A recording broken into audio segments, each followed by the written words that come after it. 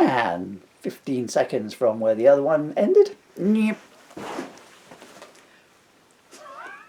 I've lost my place.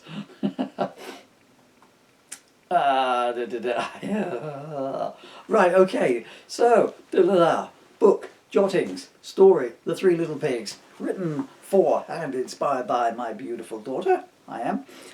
Hi to you too, do. And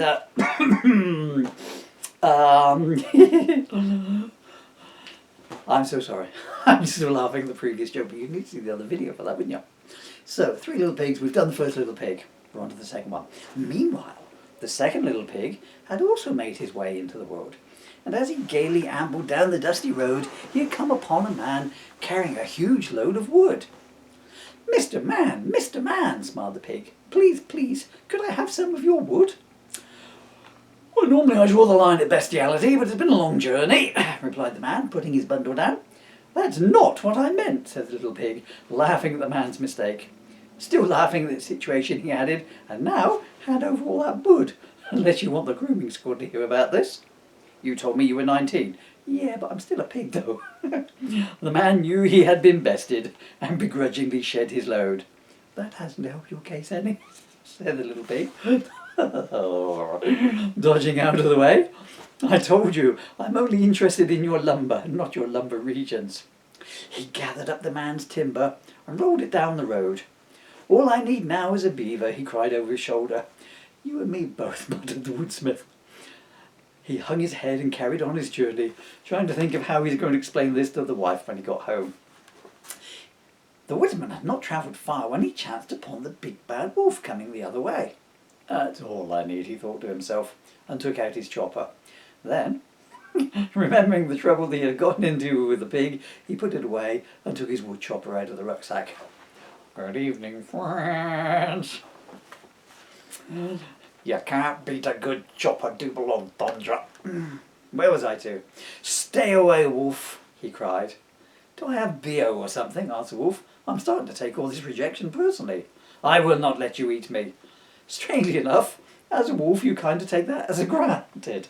I mean, if everything I came upon just lay on its back and said, I will quite happily allow you to have me for dinner, masticate away, my life would be a whole lot easier. Anyway, I'm not interested in you. I'm on the lookout for little pigs. You haven't seen one running down this road, have you? May have a bundle of burning straw hanging out of its arse. No, I haven't. I did see a non-weed rectally assailed pig on my way home. He stole all my wood. How long ago was that? 3 days. And where did you see this little pig? Just by there, by that curve in the road. It's taken you 3 days to walk 200 yards. I'm a slow walker. Slow? Dead people could have gone further. I thought the pig might have come back, so I lingered a while. Why did you think he would come back? I thought we'd shared a moment. Guess I was wrong. Looks like there's nothing between us. Well, apart from 100 miles of road, well, one pig is as good as another, I suppose. I'll be after him. Thanks for the info. No problem. If you do catch up with him, anything he says about me is lies. Yes. I'm writing a book. Research, you know. Anyway, bon voyage. Most importantly, bon appetit. And with that, the woodsman carried on his way, and the wolf carried on his. Although they had swapped numbers and agreed to keep in touch, they never did. Meanwhile again, the second little pig had not been idle, and in no time at all he had constructed himself a lovely 2-story dwelling out of the wood he had acquired. Quite amazing, really, considering he had no opposable thumbs or blueprints. He had just settled down into his chair and put his trotters up, intending to relax and listen to the shipping forecast on his wooden radio. Shipping is within 2 to 3 days. Why not sign up for Prime and get it next day? Said the announcer.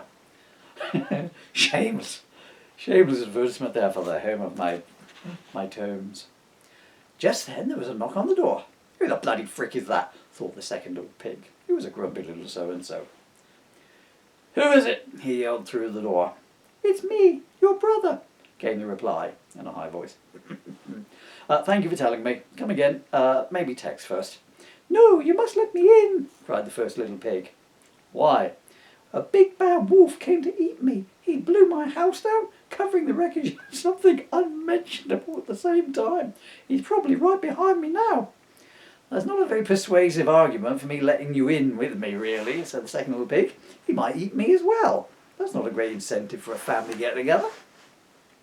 Oh, please, please, brother, said the first little pig in a lower semitone, lower. Where was I to? Oh, please, please, brother, let me in, said the Have mercy on your sibling. He could be here at any moment. Said the second little pig, who had done some quick thinking. How many pigs would you say this wolf could probably eat at one go? One, I would think. Of course you can come in and stay, brother. Let me bring you a chair to sit in. I'll put it here, right next to the front door. You're very kind, brother, aren't I just? So, how did you meet this big bad wolf? He just turned up on my doorstep one day. At first I thought it was a wolfogram, or with it being my birthday and all, but that was just a coincidence. What are the odds? 365 to 1, replied the second little pig. He was a bit of a know-it-all. What do you want, big bad wolf? I asked. And can't you get it on E-boy? What did he say?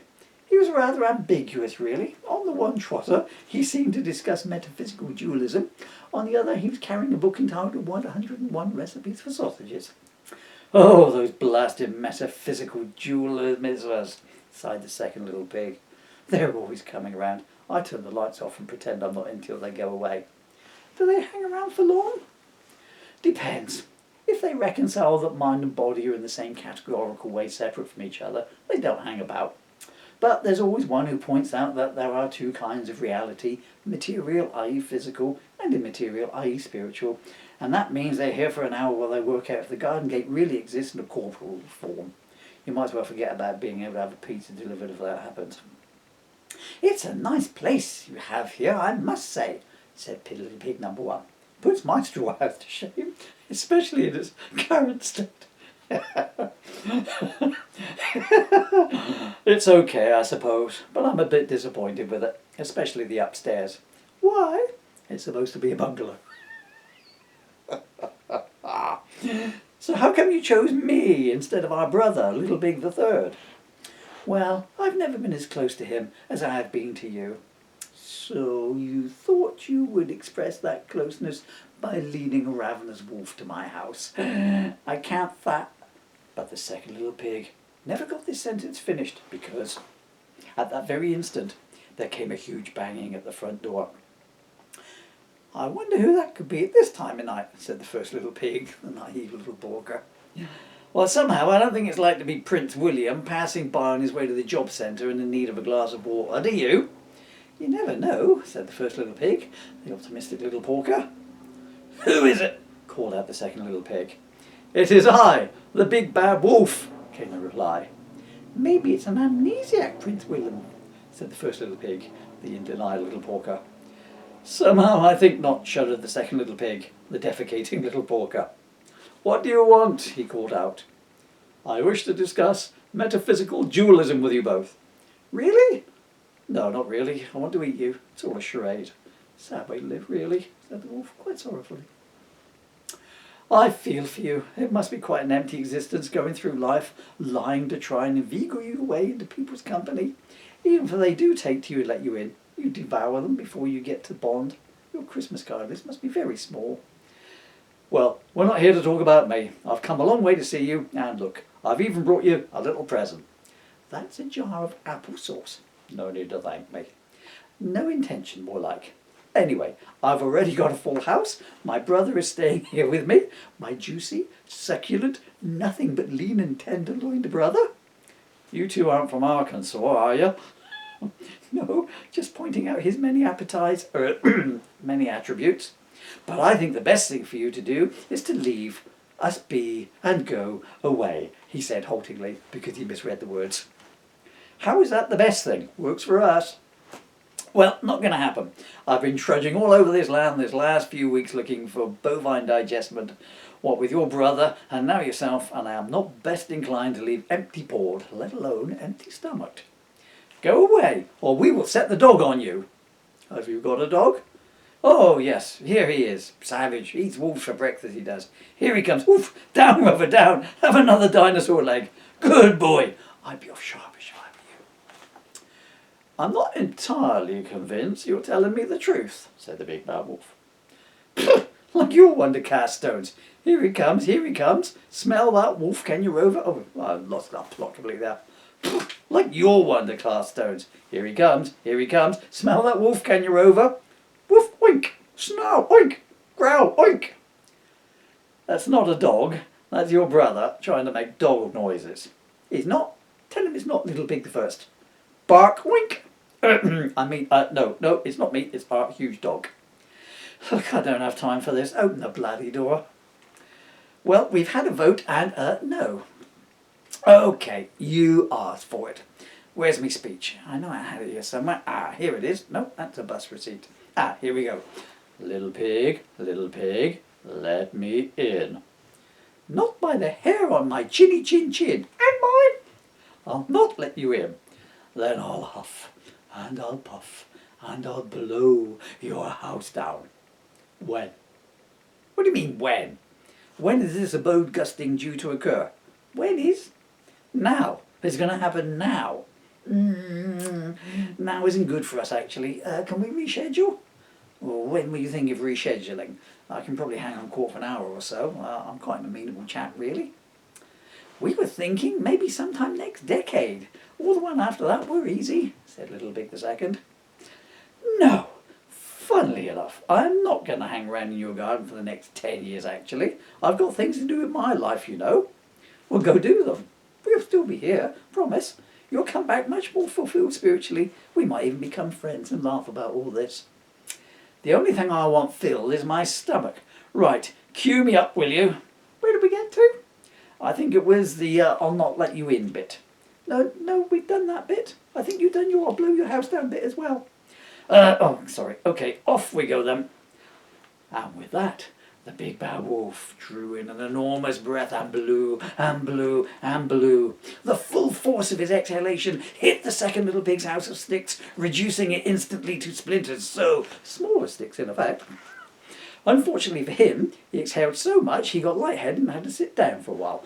And when he'd shaken it off, he looked around and discovered that the two little pigs had gone, having taken the foresight to call for an Uber while the wolf was yapping away. He destroyed my lovely house, wailed the second little pig. You were lucky. At least he was facing your place when he did it, replied the first little pig, asking the driver to stop somewhere for a shower gel on the way. And that is the story of the second little pig, contained in this here book, Jottings. That's what I looked up before I got it. Boom, boom, boom, boom. Right, okay, close up on the book front. While I go and turn the camera off, click it over, put on the next thing. Those kind of things there. Are you sitting comfortably still? Ah, that's good. That means you haven't moved. There I am.